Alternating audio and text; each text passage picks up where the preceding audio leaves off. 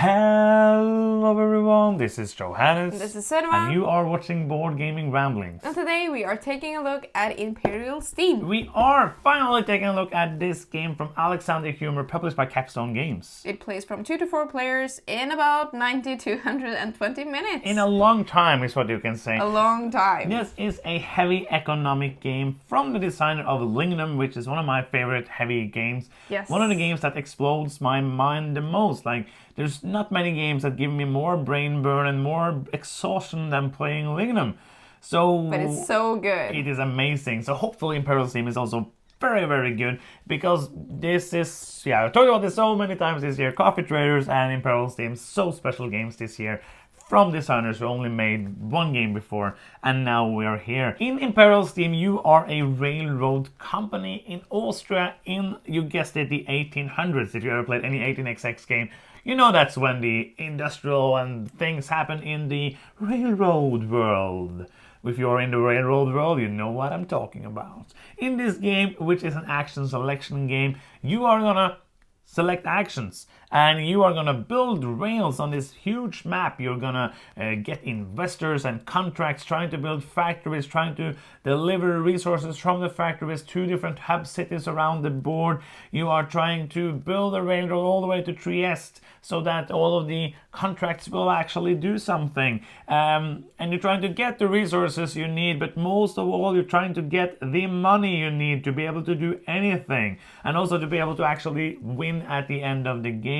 So the game's going to be 8 rounds. You're going to play them the same way. You're going to get some income. You're going to do some upkeep. You're then going to place your hands. I don't know why they're hands, but you're going to place your hands on different actions to choose the best actions. And when everybody's done that, you're going to continue to the next round and doing that. So there's many different actions. We're not going to go into detail of them. Basically, you are getting resources, planning routes, building routes, delivering, getting workers that can work for you, and they will work when you build the tracks, which you're also going to do. You can import resources to use later, and different kind of actions. So that is basically the super small overview. If you need more than that, go somewhere else. Bye! No, I know John Gets Games, by the way. I'm pretty sure he has an Imperial Steam video, a tutorial. If he doesn't, he has many other great videos that you can check out. So Let's talk about this game. Let's start with the artwork and components, how the game actually looks. It looks fine. It looks like what you would expect from a heavy Euro game. It's not amazing, but it looks kind of... It's easy to keep track of where the railroads are on the map. Sometimes I struggle to see the one hub city with a little, a light color than the rest of the cities. It's almost invisible. Well, yeah, it's not. No, it's not. No, but other than that, it's fine. It's good quality components and overall a solid. I like the look of it. It doesn't look as dry as many other Euros. It does have some color. It certainly looks better than most 18xx games. So it's it's not really a train game. So if you think about train games, this is not really a train game. But it is I think it looks nice. I do enjoy the artwork. As always, artwork is subjective, but I enjoy it, and the component quality is good. Yes. So not a lot to talk about there. Yes. It's just good. So let's talk about the playtime and player count. This is always kind of like a bigger playtime game, like a heavier Euro game. The box is 90 to 120. You need to play it a few times to get there, I think, especially with 4. We have played it all player counts, except I think there's a solo mode. No, there's not a solo mode. Nope. Which we wouldn't have played, so I don't know why I'm talking about it. 4 players took us 3 hours. That was the first time we played, which means that you will take it down. 3 players 2.5 hours, and 2 players in 1.5 hours, which is the 90 minutes, which is basically then. But then they think you're going to add only 15 minutes for each other player, which is kind of weird. Yes, so I think the playtime is going to be longer than that, but it doesn't feel like a too long game for me, because you always have things to think about. You always need stuff, and you always don't know what you're going to do, so it's very hard, and you're happy when you're playing 4 players because you have some time to actually think about your actions, right? Yeah, that is true. And also the game can end before all the rounds are done, because if somebody gets to Trieste earlier, then the game is gonna be done. So it can take a little shorter time, but I'm going to be ambitious to get the 4-player game down to 120 minutes. Yes. So the game, I think, is better with more players. Yes, like I it's agree. still very good. I think like if you can get it like 20 minutes with 2 players, that means a pretty short game for this kind of game. So I had a lot of fun playing with 2 player. But this is one of those games where the interaction is the king, like the interaction or the queen. I don't matter. It doesn't matter. Interaction is like a big thing about the game. So obviously, the more players you have, the more interaction you're gonna have. I really enjoy though that the game scales very well for more or less players without actually changing the size of the map. And that's kind of interesting because all of the different cities that you place on the board, which is gonna be random, we're gonna talk more about that later. You have like a set for each of the player counts. So except for the hub cities, which is always going to be the same, you have a different set of tiles for 2 players, 3 players, and 4 players, which then scales the game and scales the different opportunities, scales what you can do in the different cities.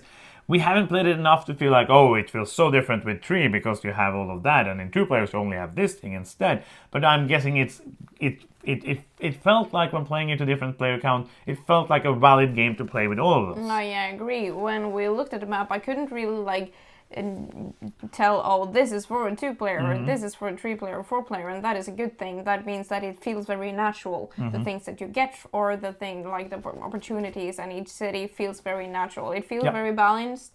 But I agree. If I would like select my favorite player count, that would be definitely 3 or 4 players because it adds that extra layer of interaction in it. Yeah, I agree. It's not a game I would buy to play exclusively as 2 players. But then again, if you enjoy tight, heavy economic games and you only play 2 players, I think you will enjoy this as well because then you're just used to play everything 2 players. Yes, that's I true. wouldn't be sad. Like this is not. If we only play 2 players, I wouldn't not play this game. Yes. Like spoiler alert, I like the game, but no. So I wouldn't not get it just to play 2 if I never play with more. But because we do play with more, I would not choose to play it with 2. Yeah, I agree. So let's talk about the gameplay. This is a tight game. It's so tight. This is a brutal, tight game. So if that's not for you, you probably won't like this game. Yes. Because in this game, like many of these kind of games, you start with a little bit of money and then you work your way up and in the end you have all of this money and you get better and better and you get that engine flowing. That's not going to happen here. That kind of snowball effect when something clicks and you just, oh no, I get all this income and all this happens and I'm happy.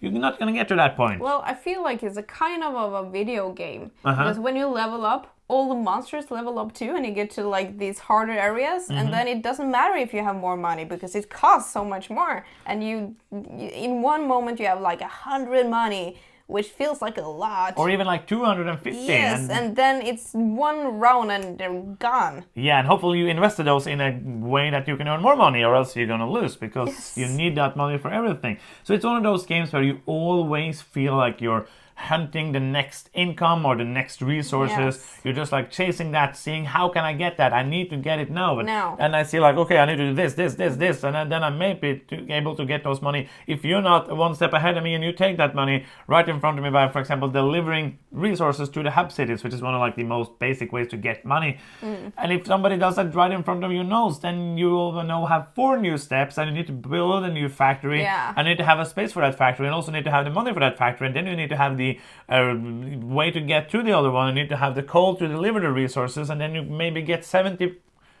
money, and then you can use that for one action. And I buy two workers, and now I have 0 money, and I don't know what to do. Like workers, it's so hard to get workers. Like it's not that hard, but getting the money to get the workers, and I just think that you're always feeling that you don't have enough. Yes. Like, always. And if you like feeling like that, this is a game for you. Yeah, it is one of those games. Like, if you don't, like, this is, I think, like, the biggest thing that will make you not like this game, like, we don't usually talk about what others might not like, but this is one of the things that if you don't like brutal economic games, so you need to plan, and if you do 4 mistakes, you're gonna have a hard time getting back. It's very unforgiving. But it's not that unforgiving because when the 2-player game we played, you started out with doing something really stupid. Like beginning of the game, you bid basically for influence, so you pay money to get on the influence track, and the different hub cities have colors, and like you can buy workers from all of them, and depending on how far up you're on influence, the more of them you can buy from.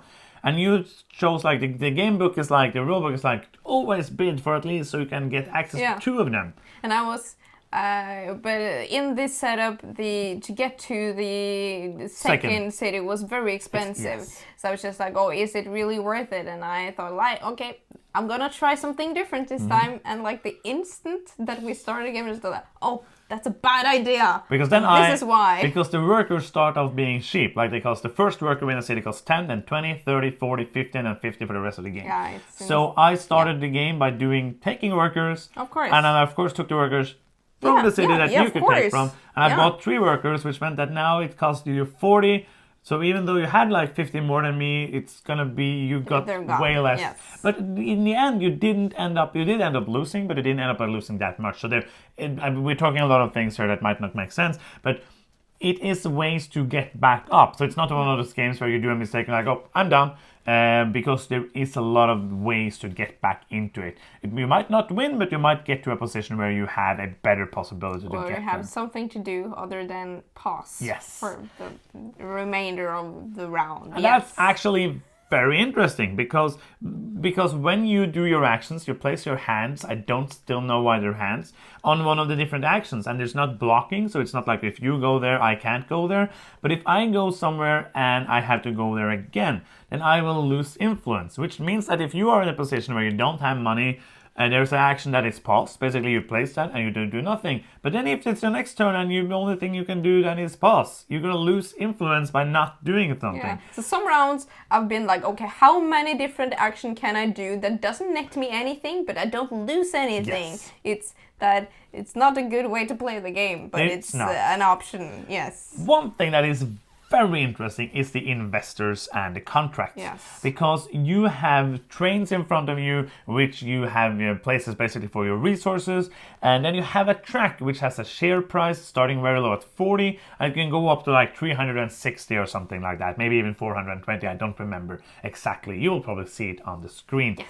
And in the beginning, you only have one investor, and you can sell him a share for 40 money.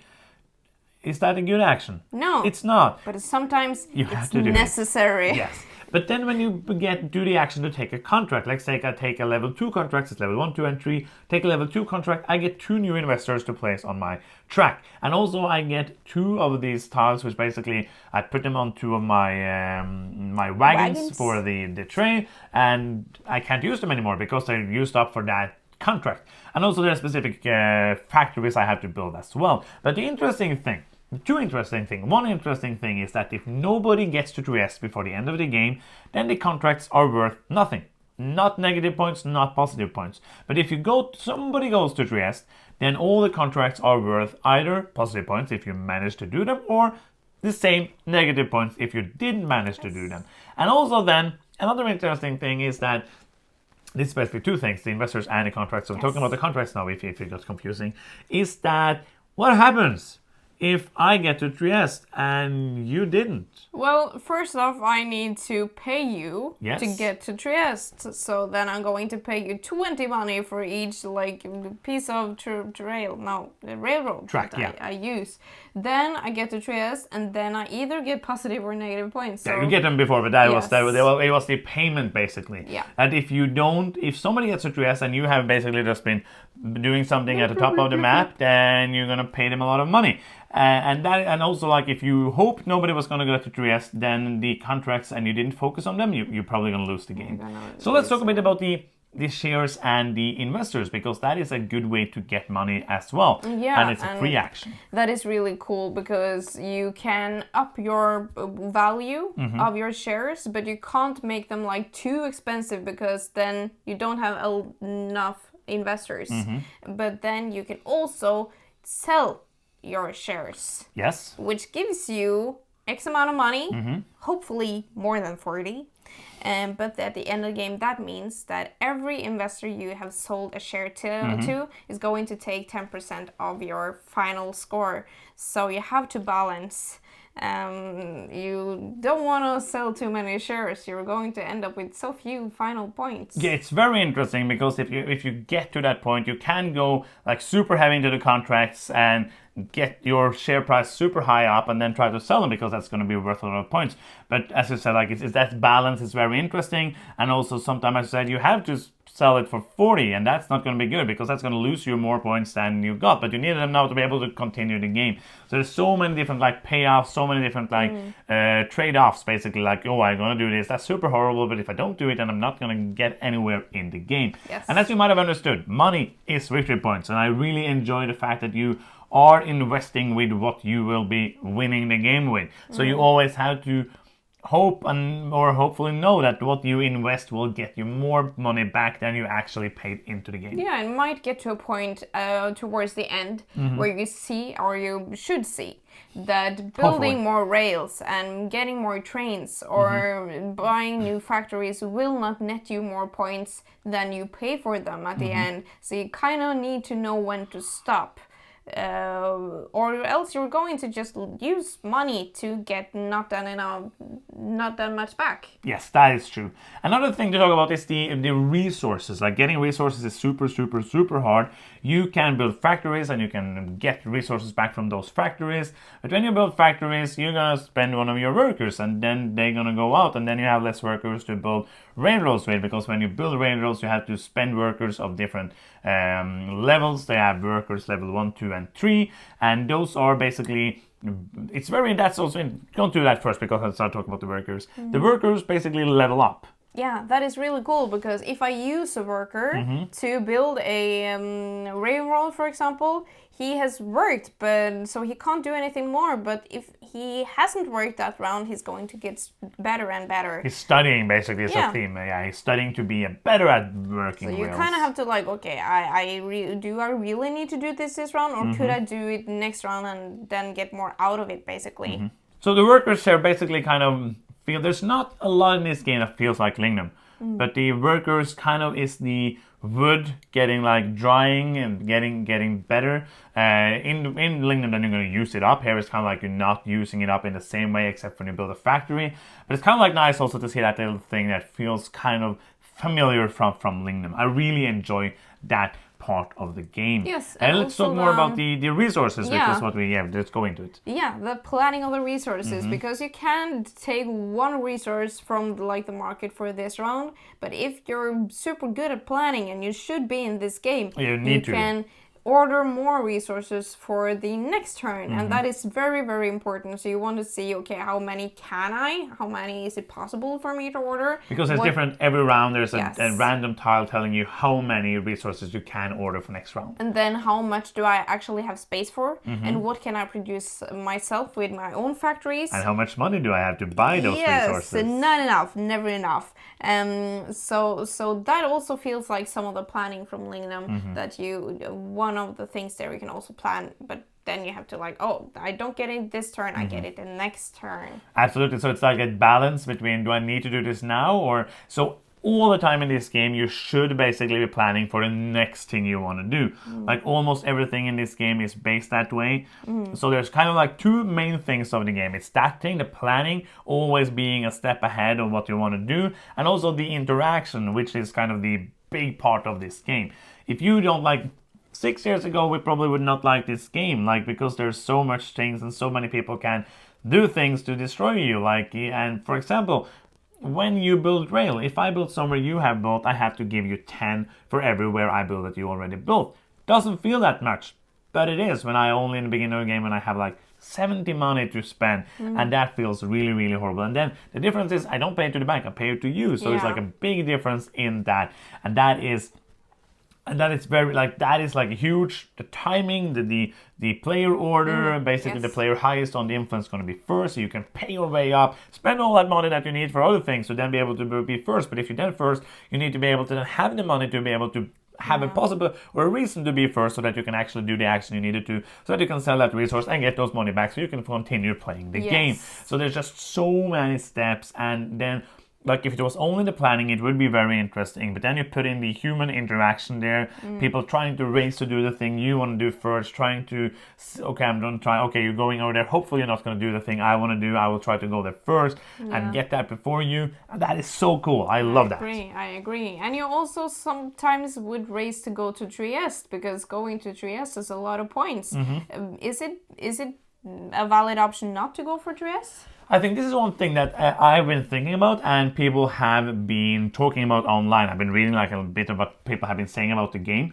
After we played our plays of it, I like to not read a lot about the game before we play. And one thing people have been thinking about, and that is one thing I'm a bit unsure about because we have played a few times now, and the player who won has always been the player who gone to Trieste. Yeah. So we don't probably... Like, I'm not going to say anything about this balance and stuff like that because we haven't played the game enough. And the people who play the game and play Tesla, but it's just one thing I want to talk about. Because when you go to Trieste, there are two things happen. Like, the moment I connect to Trieste, I'm going to get 10 money for all of my rails. That's probably going to be like 10 at least. Yeah. Probably, if you don't play like super rushy strategy just to get there and stop the game earlier. But let's say that I get 10.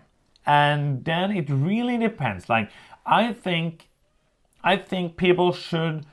I think you don't have to go to Trieste. But I think if you don't go to Trieste, you have to look... Okay, it looks like you are going to Trieste. And I need to connect onto your railroad so I don't have to pay you that money. Yeah. Because the first time we played, I ended up paying like, I think, 200 money to the player who went to Trieste. And that is then a difference of 400 money. I go 200 down, he goes, that is probably going to win him the game. So...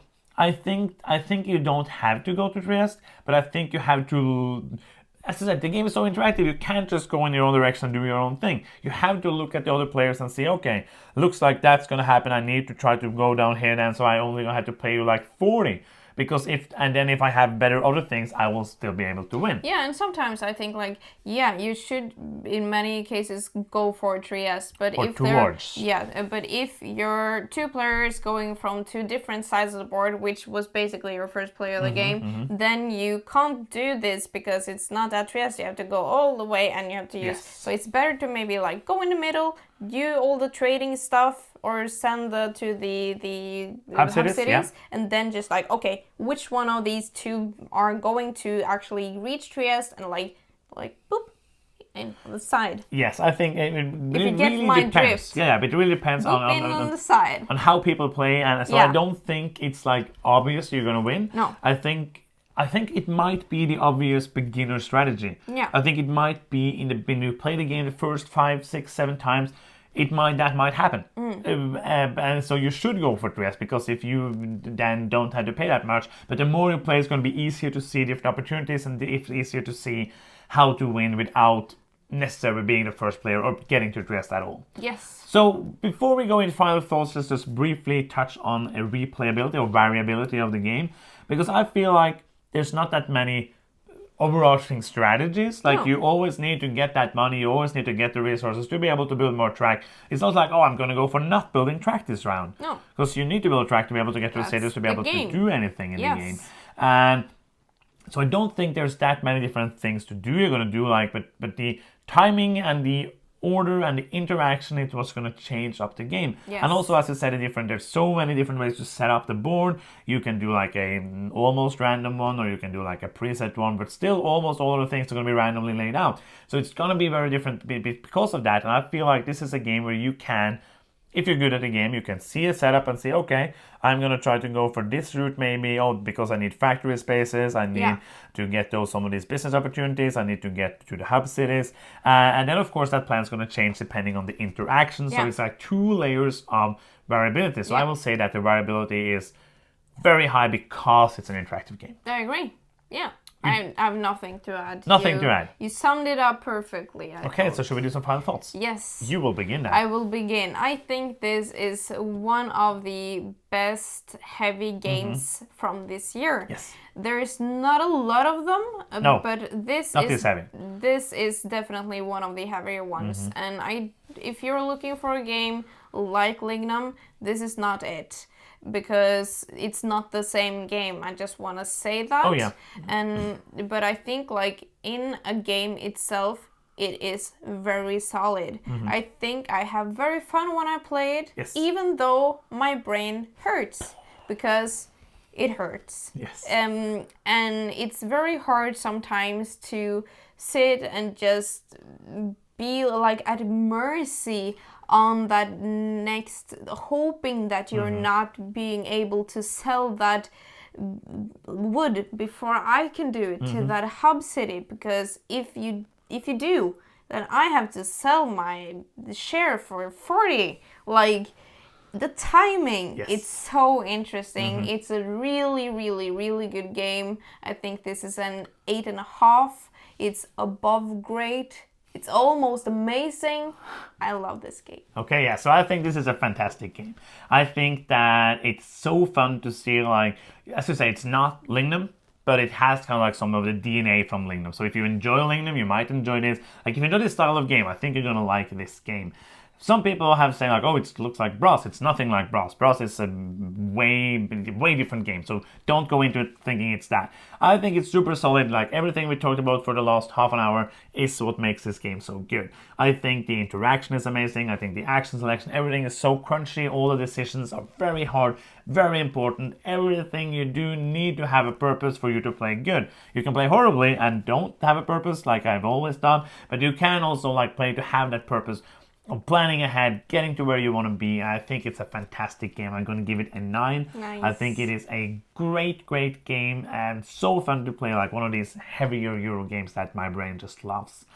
And that's the end of this review. Yes. If you are still here and you have not clicked that subscribe button, you can do so now by going to Trieste now. And clicking the subscribe button in Trieste. It's in Trieste. So it's actually... It's right there. Yeah, it's easier. Yeah. Don't go to Trieste and call us and be like, where is the subscribe button? I can't find it. You promise us. And then we say, it's on YouTube. It's always been there. You just have to look for it in the right space. If you want to do something else and support us as well, you can go to patreon.com/boardgamingramblings and help us there. And that's the end of the video. Thank you so much for watching. I'm Johannes. I'm Sunniva. And you've been watching Board Gaming Ramblings, and bye-bye.